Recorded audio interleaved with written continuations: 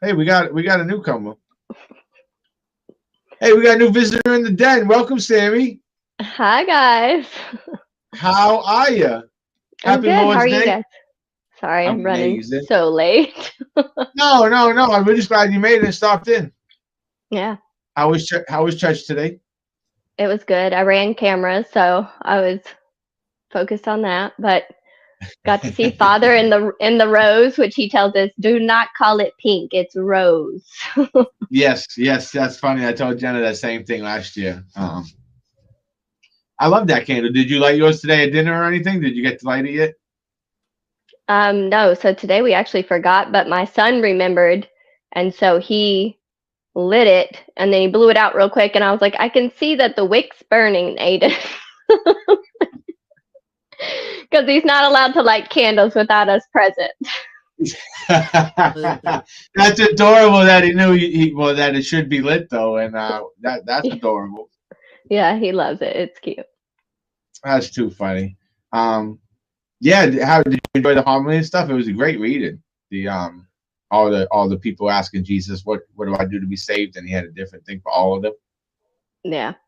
I have to be honest. When I'm running cameras, sometimes I get like super focused on what I'm doing, and I have to go back and like rewatch the like sermon or whatever you call it, the homily. Sorry, the Protestant's coming at me. So when do you get to receive during that? After, or like if you're running the cameras? So you actually get to receive first. So like when people bring up the gifts, they present the gifts, and then like the band comes down and everyone who, is helping the ushers and all that, they get to go first. Very nice, very nice. Yeah. So can I just make a mention of how you're my new favorite rivalry on the internet? Oh gosh, why? You and Truths About Faith. That is my new favorite thing ever. Oh God. That little YouTube channel. So I was just gonna let it go. No, Sammy, I don't know why. I love it. I was watching, and then the fact like How to Be Christian got pulled in and everything. It's just the funniest thing ever. Yeah, I just get a kick, and it's been going on for a few weeks now. He keeps doing all your videos, and his audience just doesn't grow, which I also get a kick out of. But yeah, the fact that he like Christian's the guy, and he's just so funny to like watch, and and the comments are priceless. Just how everyone's saying this guy doesn't have a clue. Even the Protestants are like, this dude doesn't have a clue. Yeah, he's lost. Yeah. I don't even respond. So that was all How to Be Christian. They just it was his video because he was using ours. But I mean, he's used a lot of my videos. So I don't even, I'm like, I'm just going to stay out of it. Yeah. Well, just know I enjoy it immensely, but he left me alone after I tried to get him in the den, and then he just ran away. He's like, I'm going to go pick on Sammy instead. Yeah. Well, now that How to Be Christian did it, like all the comments were like, he keeps calling her little girl, and now he, like the last video I saw him do of me, he didn't call me little girl. So I thought that was kind of funny. Look at God softening his heart, huh? No, maybe. Yeah. No, that's adorable though. Your kid lighting the candle, because it's funny as kids, you don't know those little details. You know what I mean? It's like, oh, the wick will be black, and she'll know that. So that was a cute short you did the other day with the Catholic mom. Oh yeah, I had to put something out. Yeah. I gotta keep YouTube happy.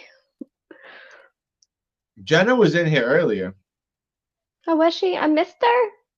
Yeah, Jenna, she's excited to meet you. Have you guys ever met? No, we haven't. Give me 30 seconds. My computer's gonna die. Say hi, Terry. Hi. That's what I was just about to say. David hasn't given you any spots to talk to me. How are you? How are you doing? Good. How are you? Good. I heard you guys arguing over Pocahontas when I was trying to get logged in. Yeah. I mean, it doesn't matter ultimately what year she died. The thing is, she died a tragic death. Yeah. I didn't even know any of that. So I was just thinking it was funny that we needed to fact check you. I just take your word over David's anyways. Thanks.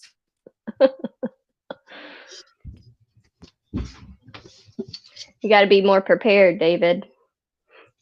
No, it just wasn't. The pot was disconnected. Yeah, take everyone. I would say take Terry's word over mine, but tonight it seems like he's getting fact checked. No, sir.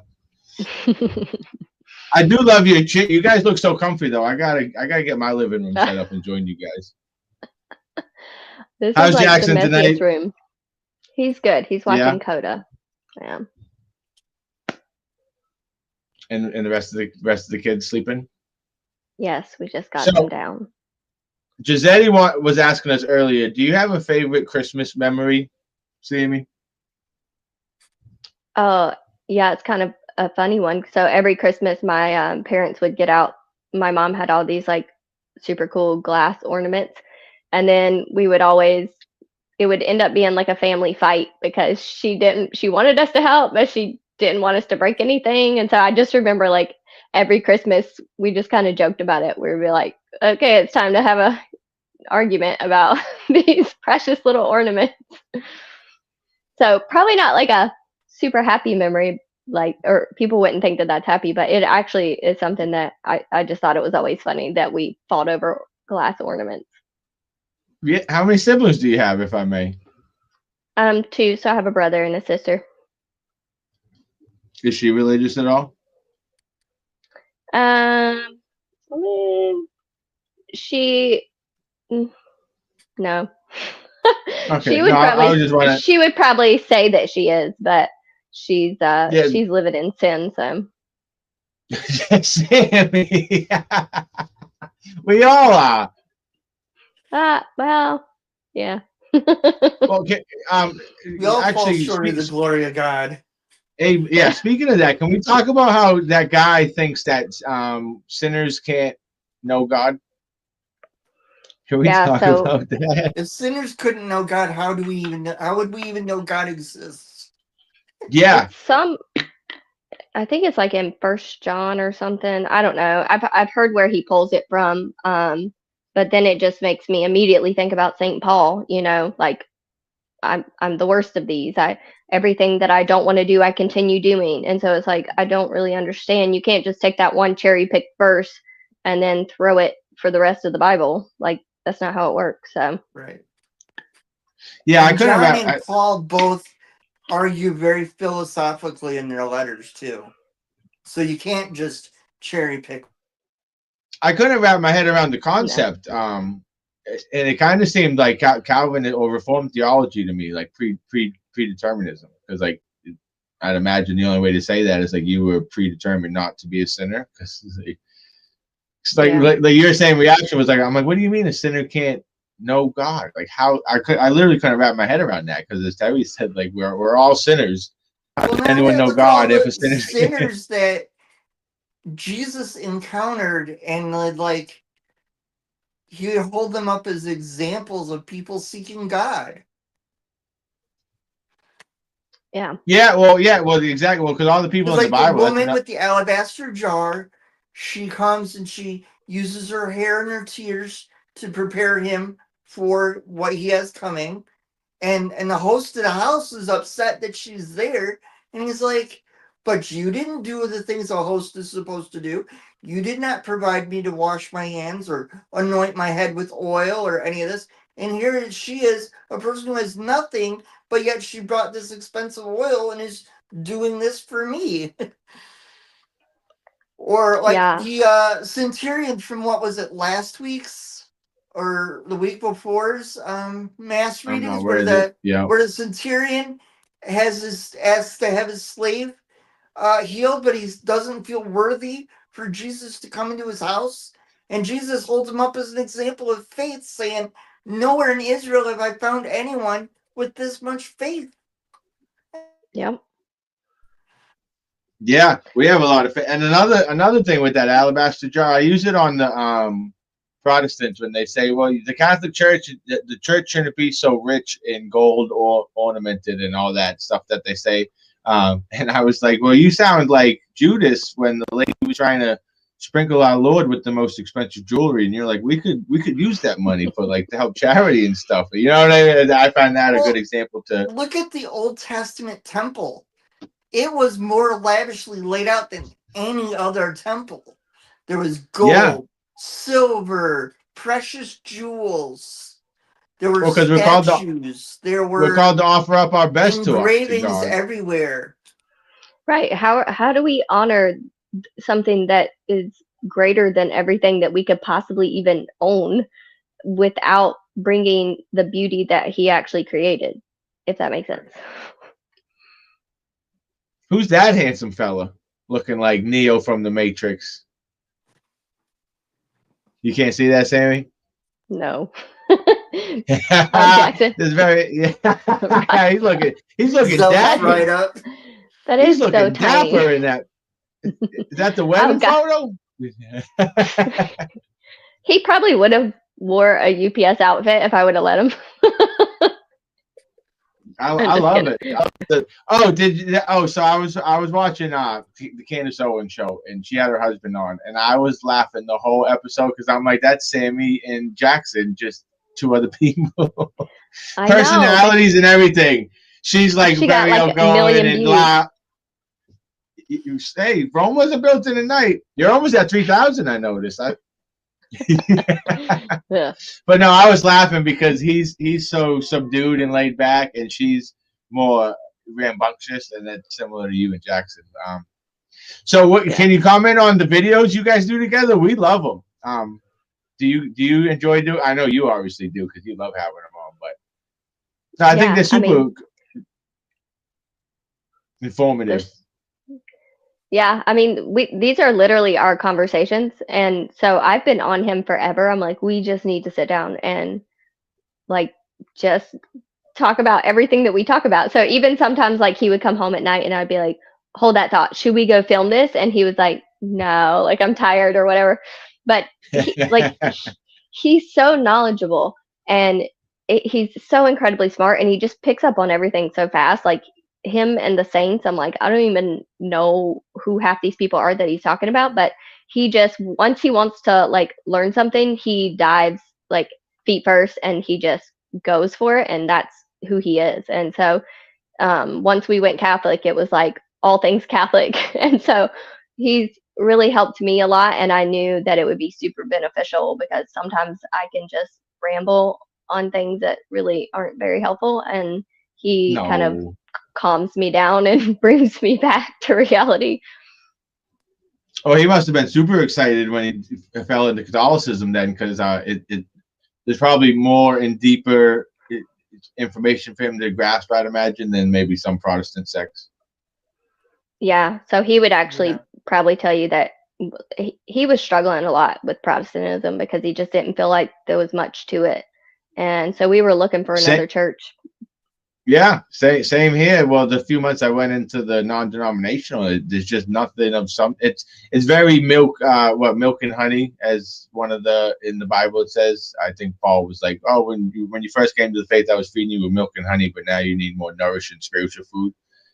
Yep. So I was telling my sister, they're a great way the non-denom to get like secular people to find out about the Bible, but then it's almost like kindergarten, and then you have to move on to like the next learning of the faith, you know. Yeah, it was very just milking.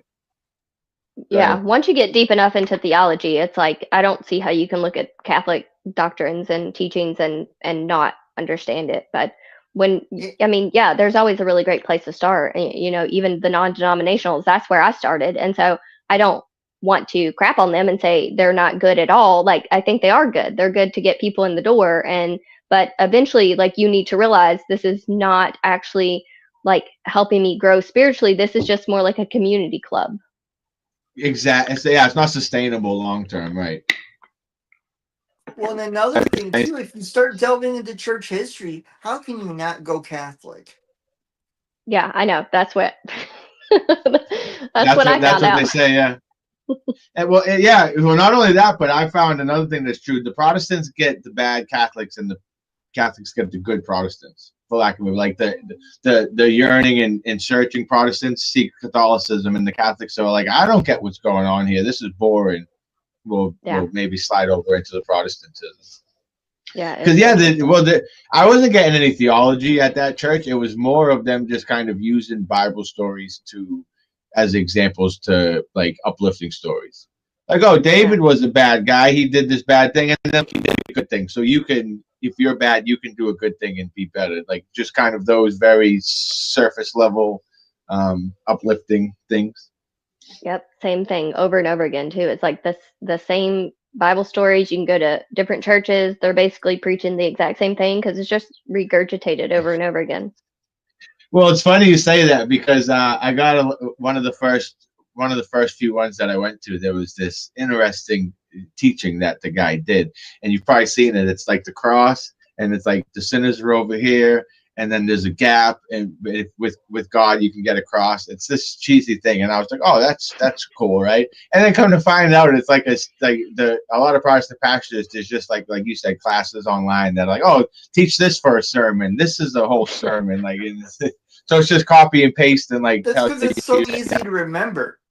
They're doing something that's like a sound bite or a quote, and it's just easy to just keep regurgitating that same thing.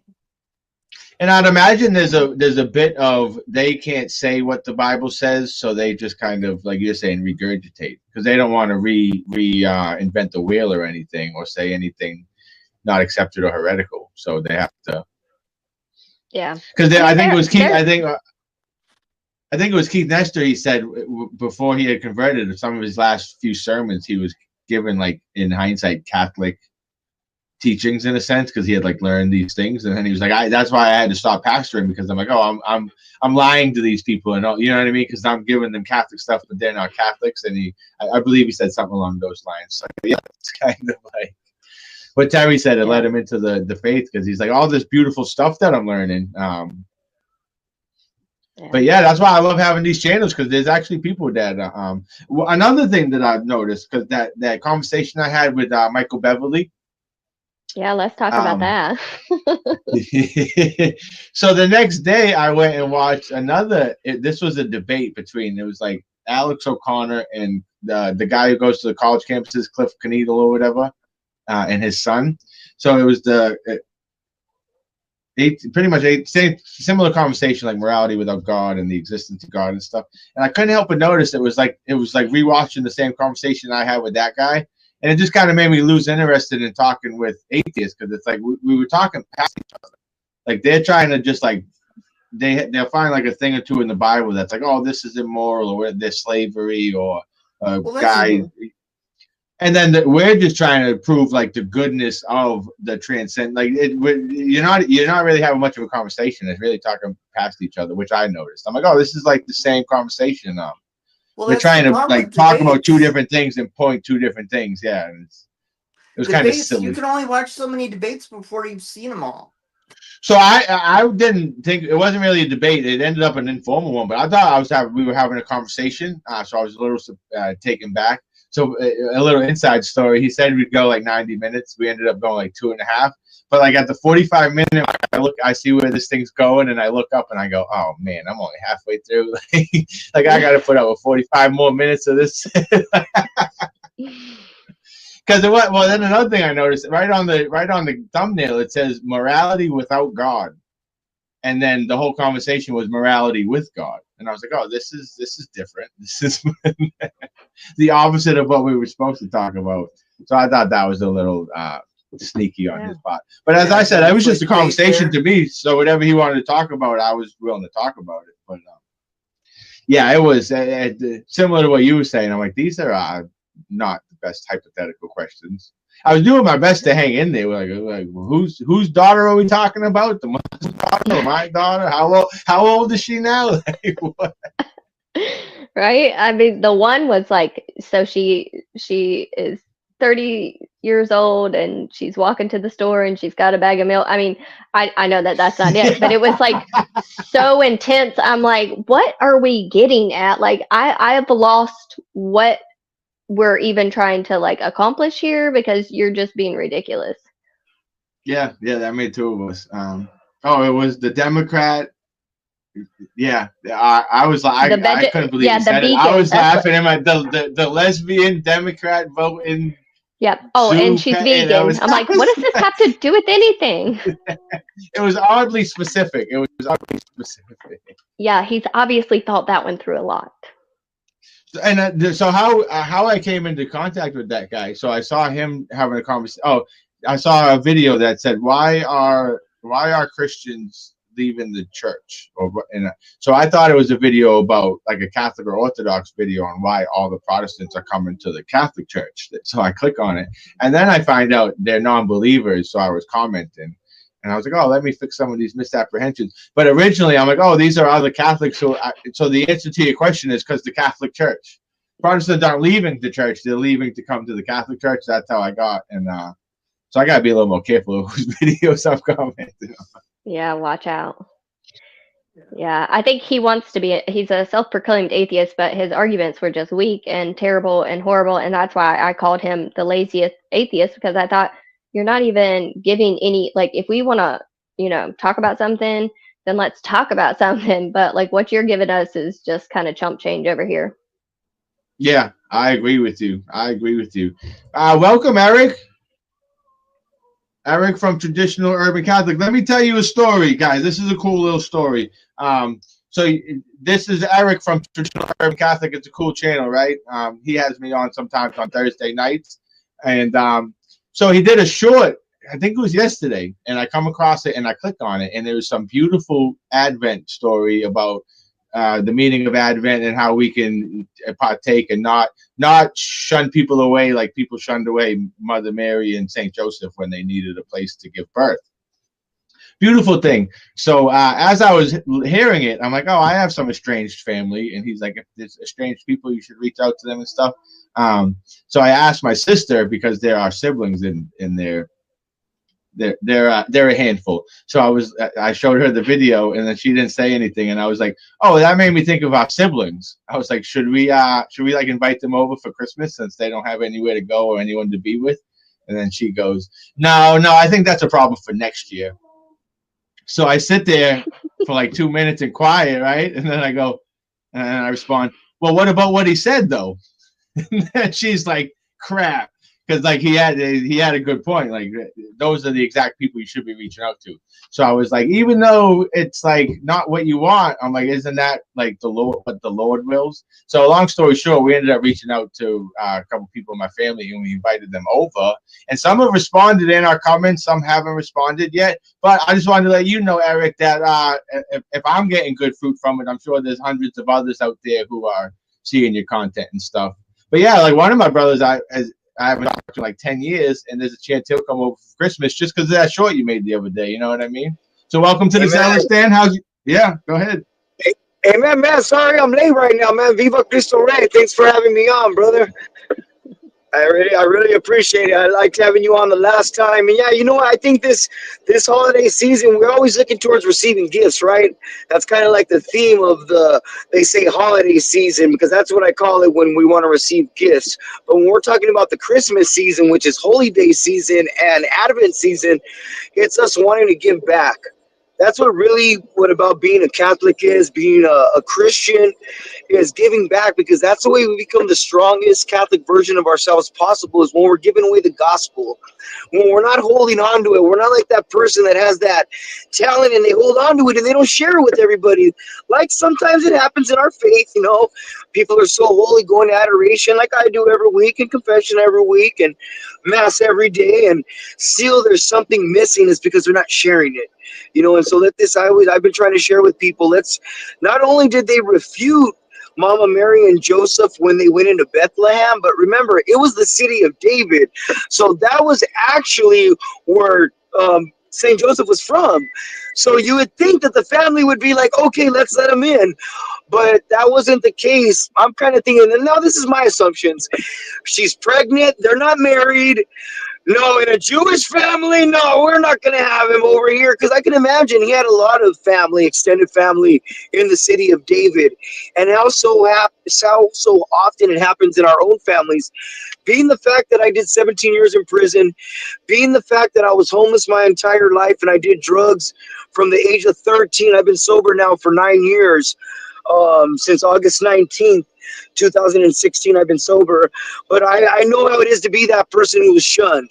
Now working on my master's degree, doing things with Catholic answers, and speaking all over the place, and with the YouTube channel. Praise be to God. Only God's grace and mercy can do this. And so, because I was that person that was shunned at one time, I know the effect of God's grace and mercy, especially when somebody just opens the door and says, I love you, and says, you know what, I want to give you a chance. Because you know what, it's not us giving them that chance. We were all at this moment, all of us that were on here, a chance where God reached out to us when we were at that pit, where we were at this point in our lives. We were like, man, am I really going to get through this? But the Lord did it through the sacraments, through his love, through him dying on the cross for us, gave that for all of us, and not just for those that were holy. We got to remind ourselves this Advent season that he said that I came for the sick. So if I'm only going around people that are holy, if I'm only trying to reach out to those that I know it's going to be good with them, am I really doing God's work? Am I really living this Advent season, preparing my soul? Because the more that I evangelize, all of us, but I want to use the I statement, the more that I evangelize, the more that I share the faith, the more that I make reparations, the more that I reach out to the lost, that is the way we are preparing for the Lord's coming this season. So thank you for getting that. I'm glad you reached out to your family, and thanks for having me on once again. Blessings. Yeah, for sure, no doubt. Well, another part of it was not wanting to practice what I preach, because I'm always on here telling people like we should live by the Bible, we should do what the Bible tells us to do. So as you said that, I'm like, wow. So if it was up to me, as my sister said, no, we'll handle that next year, and then next year comes and you say, oh, I'll handle that next year. Yeah. So instead of practicing what I preach, I said, you know what? Even though it's not what I would probably do, it's the right thing to do, and it's what Jesus would do and would want me to do. So we ended up doing it. And as you said, when you're the light of Christ and you bestow it upon other people, it's just that olive branch for the people who can and want a handout to have the handout. And they won't always take it. Yeah. The gospel's the only thing. The gospel's the only thing all of us could give away. I give away my money, I have less. I give away my clothes, I have less. I give away my home, I don't have the home no more, I have less. But I give away the gospel of Jesus Christ, his love, his mercy, his forgiveness. It grows more in you. It grows, you get more edified. You start understanding God's love more, and it's like working out.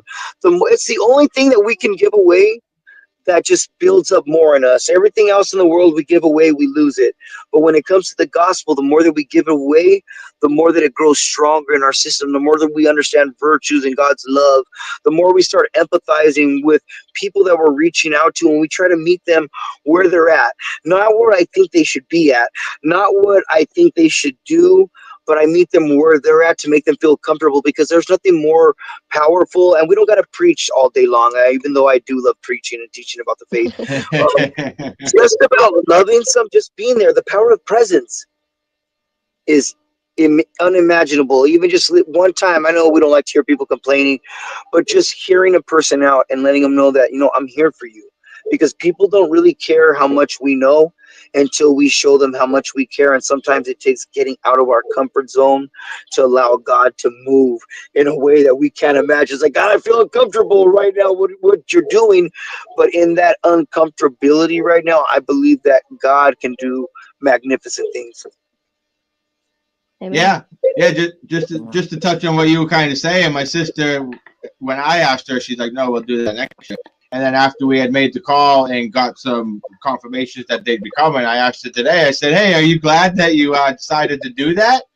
And she couldn't be more glad. So it's funny, it's ironic, the things that like you don't want to do that you end up doing for God, that you, for some reason, you get joy, peace, and love and hope out of it. It's like, it's a what do you call it? Counterintuitive thing. You know what I mean? Amen. And also, as you said, the more we give of God, the more He pays us back tenfold. Like it's not even fair. Like hey, before the time cuts out right here, who's on here with us? I just want to say hi to them. Sorry, I just started rambling on, but I just want to introduce myself. ET. I go by ET. How's it going, guys? Hi, I'm Terry. We got Terry. Yeah, that's Terry from Terry's Book and Bible Reviews, and that's Sammy from Called to Be Different. Okay, awesome. Nice to meet you. Nice to meet you, Eric. Just so AJ knows and anyone else, he has me on some Thursday nights, but you can either check out live on my channel or his, Traditional Urban Catholic. He has Theological Thursdays. It's fun, and he gets a lot of that. So AJ said the Holy Spirit speaking through you, Eric. Praise God. Yeah, we get a lot of that on Thursday nights and on his channel. He goes, sometimes he just goes on rants that are just awesome to hear. Awesome. One of them was that short that you did. We got Carlo Brassard coming up. We got Joey Heschmeyer, Catholic Answers Apologist. We got a debate where I'm messing around with one of my great friends and mentor, Tim Staples. We got a lot of great shows that are going to be coming out. Scott Hahn's going to be on a show.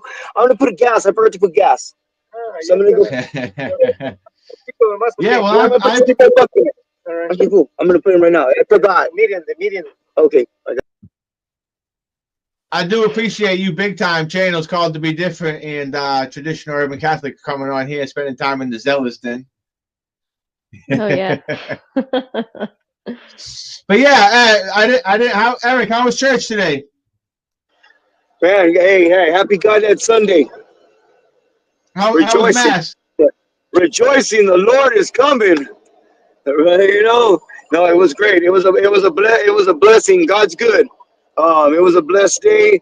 I went to Mass, and I'm actually renting a new home. So I have a friend who's allowing me to rent their house. So I'm renovating it, and yeah, I was blessed to be doing it. Blessed, man. It was a great day today. Very nice, very nice. I won't keep you guys too much longer, but I wanted to talk about godparents. Does anyone here have anything to say about godparents? The importance of them, or if you have any, or any of that stuff? They're very important. Yeah, and I think they're not talking about enough these days, and they're often forgotten. Especially as a parent, I don't know, Eric, if you're a parent or Terry, but Sammy, they'll probably definitely be useful and helpful to you to help get your little saints into heaven. So just something to think about when you're choosing them. Oh yeah, because my mother, for example, go ahead. No, we've already decided we're gonna use Jackson's sister, and so it'll be their aunt and uncle because they're Catholic. So we're gonna use them, but they're great and they're just so amazing, and they've taught our kids so much. Awesome. Yeah, awesome. That's cool. That's totally awesome too. I just want to add to this real quick too. And it's sad. It really is sad. I'm a convert. So I'm a convert to the faith. I converted to the church November 27, 2019 while I was in prison. I converted to Catholicism, really just studying the faith and embracing it. One thing that sucks is godparents. The reason why I say this is because usually they're ill catechized. Usually they don't know their faith. They can't defend it. So there's really not a great teaching of being a godparent. And usually the people who pick the godparents usually just pick like their friends. Somebody's not even really Catholic, or somebody who's just like baptized and got their confirmation, but they suck as a Catholic. I'm sorry to say, but there's not many to choose from. That's why a lot of us have like 5 or 6 God kids, because there's not a great, oh yeah, I want him to be my godparent. I want him now, because there really isn't that kind of fire in people like that. And like the same people I notice become godparents over and over again. And then the kids who do get those other godparents who aren't catechized, who don't know their faith, and don't even really know the responsibility that they've been given with this biblical sacrament through the baptism and communion and confirmation. I think we should really implement some more serious rules. I guess because as an adult, I embraced Catholicism through my Jehovah's Witness and Protestantism days, atheist and agnostic days. I just was a loser, drug addict and a loser. It was just this Catholicism, embracing as an adult. I dropped out of school at a young age too, so it's not like I was a smart person, but really learning Catholicism and practicing it is actually like transforming as a person. As an adult, I think they should give strict classes that they need to start taking. So they got to know, actually defend and understand what baptism is, what it does, what the sacraments do, what a sacrament is. I ask a lot of people that question. So it sucks that we're getting hard on godparents right now, because that's not the case. Because I could probably ask somebody what's a sacrament.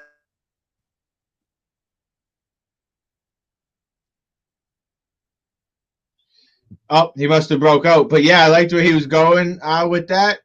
And I agreed, Jackson. I was laughing when the dog was that was hysterical. But yeah, I agree with what he was saying. They should be better. People should be better catechized. Another thing that I noticed, there's a church that's not so reverent near us, but they brought in a new young priest, and he's like giving an adult faith formation and trying to teach reverence, piety, and actually like re-catechize a bunch of adults, for lack of a better, like a whole congregation of people. So it's good to see. He's like emailing them, he's giving them all different of like adult faith formation, and then he'll do like he did a whole run through of the mass and what they should be doing and what things are. So we need more priests like fathers like that. Yeah, because you can have a whole.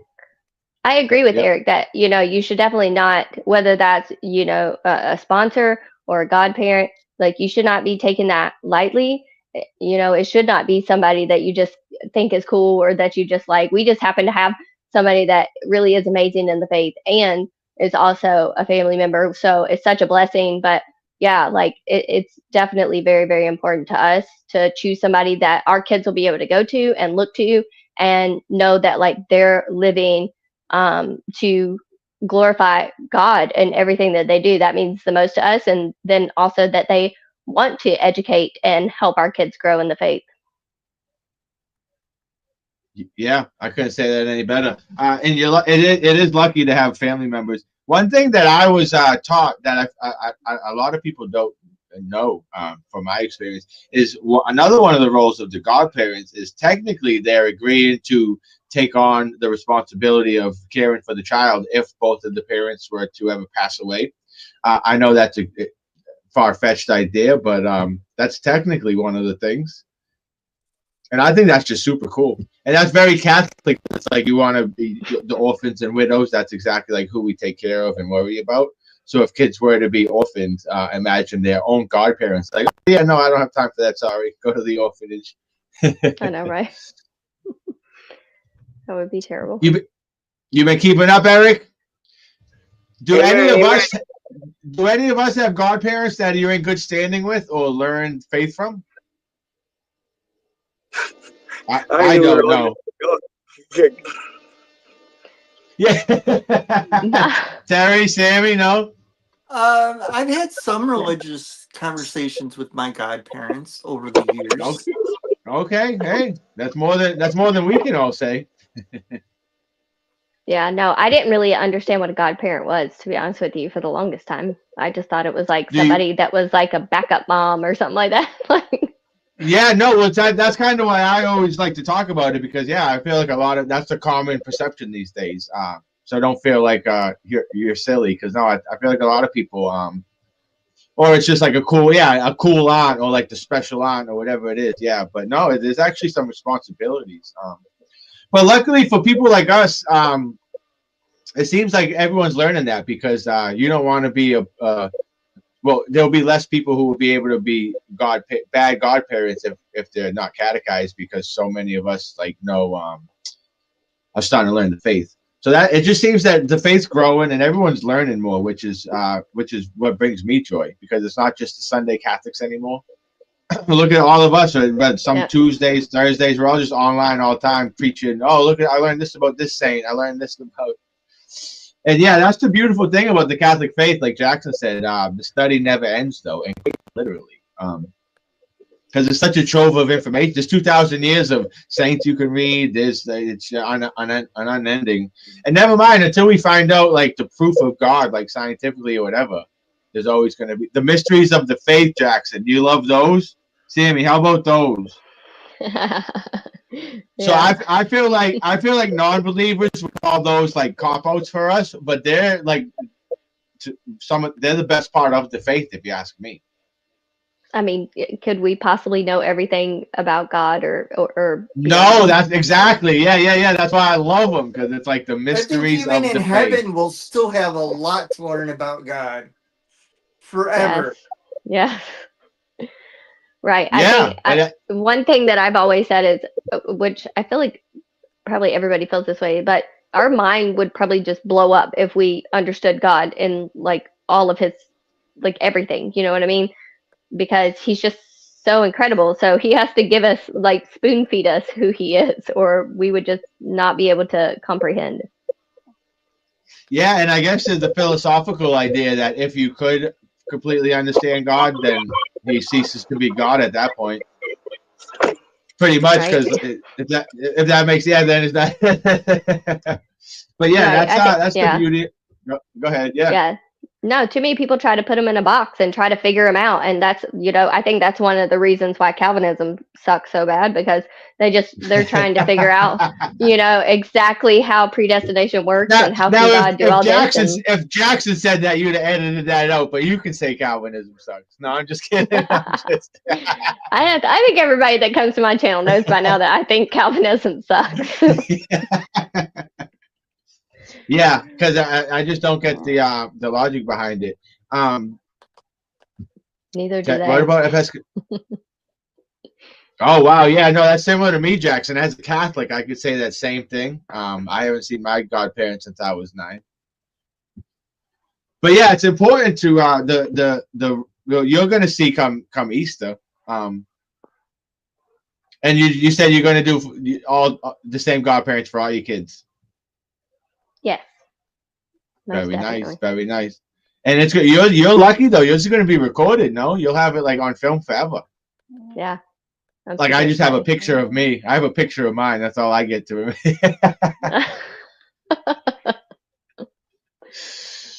Terry, were you baby baptized? Yes. And Sammy, you're going to be baptized. Okay, as a Methodist. Going to be. Yep. And then we got the Anglican. So he would have been baptized as a baby too. Who, Jackson? So yeah. Yeah, he was. Yeah.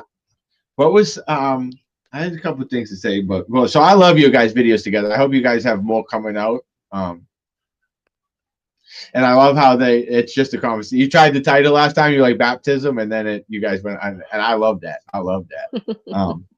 But yeah, get on here, Mo Jackson. My sister was joking. She said he needs to do a history podcast. She said he has like a soothing, like a good, like he'd be good for that Hallow app. He does. Like he's got like a radio voice. Yeah. Yeah, exactly. Yeah. It's nice. Yeah. Yeah, I think we're going to take turns because the kids is kind of hard to put them all down. But so he'll probably try to come on next week, and y'all get him instead of me. Oh, how exciting is that? We're going to have Theological Sunday with no, that'd be exciting though, because I'm sure he's got a few things he could talk about. Are you still delving into all your studies and stuff, Sammy? Or what you studies? Slowed down for Christmas? Oh, just how you've been ravaging through the Eucharist and the no. No, I mean, I dive into everything, like whatever I can get my hands on. So right now I'm going through like the Bible in a year with Father Mike Schmitz, but if I miss a day, it is what it is. But and then I try to read the Catechism as much as I can, and then I also am doing like 3 Advent series right now, which have been so cool. Like especially the St. Paul Center, like those are just so good. Everybody should go check those out because they have them free on YouTube. But yeah, and then I'm trying to read Ambrose because I'm supposed to pick a saint in like 2 weeks, and I have no idea who I want to pick. So I'm just whatever I can, read. That's what I try to read. So, Sammy, what? Did you hear about they're gonna do the Rosary in a year, like how they do the Father Mike Bible in a year? It starts January 1st. Oh, how cool! I did not. Yeah. You may want to look it up. It looks interesting. I want to do it. Now, those Advent things, what do you get out of those? What are they like telling you? So there's different ones. The Hallow one is kind of, I would say more. They're doing a couple different things, so it's hard for me to do that one. But that one has been really, really good. It's one of the books where this husband and wife wanted to, or were looking into Christianity, so that was part of it. And then the Ascension one, their Father Mike Schmidt's doing face to face, which has been really interesting. I think he thinks so much differently than I think, so I just love everything that he talks about. And then the St. Paul Center is just so theologically deep, so I just really love that one. So I could listen to anything that they talk about. Yeah, anything Scott Hahn produces, he's probably one of my favorite. I wouldn't even know if he called himself an apologist, but I do. I love Scott Hahn's mind and how he kind of just tackles the Bible. Just a funny story. There was this other female. She's a Protestant I came across, and but I found it so funny because other than you, I think she's the only person I've seen that has more notes in their Bible than you. But, yeah. So that's that's possible. Well, I only say that because like you did a video before and you can see all the you got the Post-its and stuff. So she did too. What do you guys? Could you share with me like what you're doing there? And I'm generally curious because it seems to be more of a Protestant thing, but it seems to be super like helpful. And did you think of as you read the Bible, or what do you write? Like, what are all those stickies and stuff? Okay, so all my stickies. So I usually like things that I think, like when I'm reading or whatever, or like something quick that comes to my mind, I write it like around the edge of my Bible. So, if something like just kind of, oh, wow, it's like a light bulb moment, I'll just kind of write like, this is how it makes me feel. And then my stickies are usually like commentaries that I've dived into, and it's just a lot of information. And so I'll have like little stickies, like, and I'll just tape them to wherever, like, if it's about like the light of the world or whatever, I'll just have something that says like what's the commentary on this. And that way, when I go back and read it, then I can just look at that and go, oh, okay, that was the commentary, and it kind of taught me. And so it's all right there, and I don't have to like flip through a journal or notes or whatever. And then if there's something really, really deep, then I'll just write it on a whole piece of paper and just kind of either stick it in my Bible or tape it in, glue it in. I use a journaling Bible, and like I'll do a few different kinds of notes. Sometimes I'll put like a note of something I've learned from archaeology that ties to a verse, or a quote from a saint or a theologian in there, or a phrase that sticks out to me that I read. Those are the kinds of notes I do. Yeah. Yeah. No, I was just wondering. Anything that can just help you when you go back, because there's so you could even put something like on John 6 about the Eucharist, like the bread of life, and then because you always have like the what do they call it, cross references, where it'll say this scripture kind of goes to that one. And in my experience, in some Bibles, they will cross reference some things, but not all things. So I'll even flip back, like if it says, oh, it's a cross reference to this, and I'm learning that in a commentary, I don't see it at the bottom, then I'll flip and I'll like write right beside like Isaiah 56. Okay, well, this is Matthew, whatever, so that way when I'm reading it later on, I can cross-reference it myself and go back and flip and see. So it's just very helpful for me. You also have to remember those cross-references are done interpretively. So you may not agree with their interpretation of that cross-reference that's in your Bible. Yeah. Because there's a theological bent to coming up with those cross-references. Yeah, I've seen some bad cross-references that I wouldn't agree with. Yeah. But yeah. And like you said, sometimes there's way more than they only put 2, but there's like 7 in the whole Bible because there's so many. Yeah, no, that's actually really good. Not only, but like in the future, like a lot of people hand down Bibles throughout the generation, so your kids will be able to like have your inside your head thoughts. You know what I mean? How cool is that? Yeah. That's kind of one of my goals. Like sometimes when I write things down, I think like because now that my mom's passed away and I've got her, like my grandmother's Bible, I've got my mom's Bible. So I get to see little bits of like newspaper articles and stuff like that they kept. So in my head, I'm like, my kids are going to be so overwhelmed with my Bibles. Well, the funny story is, my you got a challenge for my new favorite rivalry on the internet. It's you and I don't even Andrew something, and then we have Nubs and Terry. Nubs and Terry. That's my new second favorite rivalry. Nubs is the character, but yeah, no, that's super cool to learn. Because I've yet to see many. That this girl was the only one who could even compare with your notes. And no, I'm always looking at how to get better at studying the Bible, you know, all those kind of stuff. So I was curious what you are writing on all those papers. That's actually super smart. Yeah. Now it's not my idea. I'm wondering actually if does she have a YouTube channel? You said. Who? The girl that like writes in her Bible. Yeah, she's just some like vlogger. She's like just like a Protestant girl who like talks about the Bible. There's the Bible nerd. Faith Your Life? No, she's not super popular. It's just some girl that came through my. Because there's a Protestant named Faith Your Life. Her Bible is like this thick, full of notes.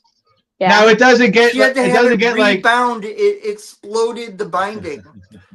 Now, when you're reading the Bible, Sammy, you don't find it to get like it doesn't like impede your progress, or do you like to slow down and delve into like each little individual scripture? You're not trying to get through verses; you're trying to just intake it, so it helps you. Yeah, I mean, there's no way for you to remember everything that you've read and thought or read commentary on. So to me, it's super helpful because it's like when I go back and read it, then even the thoughts that I had were. The commentary that I read, things that I might not even know. Like sometimes even if the commentary is really long, I'll just write like, oh, it was, you know, this book on this page. And so then that way I can go back. It's just like a reference note for me. And so it might be aggressive for some people. I know there's Protestants that like my husband says, there's people who just like to make their Bibles look like they read the Bible. But for me, I genuinely just love my Bible. So I want to like, it's everything to me. And so I want to have all my notes in it and not spread out. Yeah. Jackson's the man. He's probably so spot on, but just to think of that, there's got to be a special place in hell for those people. Like if you're going to go do so much work to not even read the Bible, but like to pretend you read, and you know what I mean? Like you're doing all this work and you're not even, that's funny. And there probably are Protestants that are doing that. Yeah. But just speaking of Bibles, another thing, the common misconception is like Catholics don't read their Bibles and Protestants do. I found in my few, and that couldn't be farther from the truth. It's like the same. It's just that Protestants bring their Bible to church. That's the only real difference that I see. And like you said, whether they're reading it or not, it's a whole nother thing, but they just bring the Bible to church. Yeah, that was really different for me. When we first started, I was like, y'all don't bring your Bible. Like the very first mass we went to, I like had my Bible and I was like, do I need to take this in? And he was like, it's our first mass, Sammy. And I was like, but I might need, like, I didn't want to look weird that I didn't have my Bible. But then nobody had a Bible. I was like, what is going on here? And then you're like, I just sat down. I always stand. Oh, that's hysterical. I wish I could have been a fly on the wall. How was it, though, your first mass as a Protestant? And you too, Terry. Was it intimidating? Was it awe-inspiring? Like, as a Protestant to go into the first mass? Like, it was amazing. What did you? Amazing. Beautiful. And you, Sammy, same? Oh yeah, I mean, just to see the reverence. I didn't really know what was going on, but I was like, something is up in this church because yes, they so true, they're involved. It's totally different. It's not like I'm just listening and just kind of being fed information. I'm actually participating in whatever's going on. Yeah. Mm-hmm. Mm-hmm. You guys weren't skeeved out by the statues or the candles or all the stereotypical Catholic stuff. No. I mean, I was taken aback a little bit when I saw Jesus. I was like, whoa, hold up. You know, I was like, are we allowed to look at this? But then, you know, once you think common sense, which it's pretty funny, I kind of want to do a video on the images and graven images and stuff like that. I know I've done one video, but I want to do one with Jackson because to me, it's kind of funny that me and him talk about it, how like, they have the nativity scenes, and that's cool. Like, we can have little baby Jesus in the manger, but as soon as you put him on the cross, and that's, you know, worshiping an image, and it's like, okay, whatever. Yeah, just to touch on the cross thing, I heard this from someone. It was super interesting because they don't like all the images at all, and if they do, they'll just do a cross, but not with Christ on it. And that started. I wanted some. Yeah. Oh, so that okay. Well, thanks for that answer from the Protestants. But I always found I heard this started at about 200 years ago, and it's actually like. Well, it's the opposite. It has evil intentions because the whole thing that we preach is Christ crucified. So why would you take Christ off of the? It's almost like they're hiding the exact thing that we're not hiding it, but it's like you're watering down the message. Like that's our whole. Christ crucified is what we preach and worship. Like that's the whole thing of our religion. So why take Christ? The reason Jesus is not on the cross is because he's resurrected. Yeah, that's what Sammy just informed me, which logically I can see how they do that. But I heard it was a malicious intent for the first people who decided that because they wanted to take Christ off the cross because that's, as Catholics and Orthodox, that's like what we preach the gospel. Christ came, Christ died. Well, the first Protestants probably did it because they didn't want to have the lay people think that it's okay to worship statues or something. Yeah, well, and also people at that time didn't really understand Catholicism because a lot of people weren't really being educated well. When? Back in the 1500s. No, part of why that's Luther did the things he did is he wasn't properly educated in being Catholic. No, okay. So I gotta back up Nubs here. I think you're lying, Terry. I've never heard that ever. If you were talking about the 1950s up until now, that's I would agree with. But no, so before all this, that's when Catholicism was in like its heyday, the 1500s, the medieval times. That's so before the Enlightenment, modern secularism tries to make it like the medieval times were dark and backwards. But that was when Catholicism was actually booming and actually making strides scientifically. Right. So I think that's a common misconception. But Protestantism took advantage of the people who weren't educated. Because there's always been people at various times in history who are not educated and easy to prey on by people who want to go off and start cults. And that's essentially how Protestantism started, is as a cult. I disagree. Nubs, what are we going to do with Terry on here lying about all this? No, but no, I have a different understanding of the Catholic history. Read Luther's Catechism. You'll see so many mistakes of what he says about Catholicism. That are not true. That would, well, naturally that would make sense, or he would have remained Catholic, Terry, right?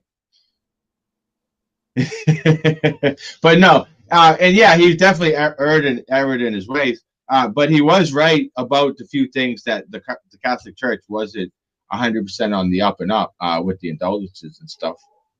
Well, the Catholic Church was not selling indulgences. There were people out selling them without approval from the church. No, the church had a little bit to do with it. They were kind of allowing that. Greedy priests, but right. So that was in support of it. Because once Rome found out what was happening, they sent people to deal with it.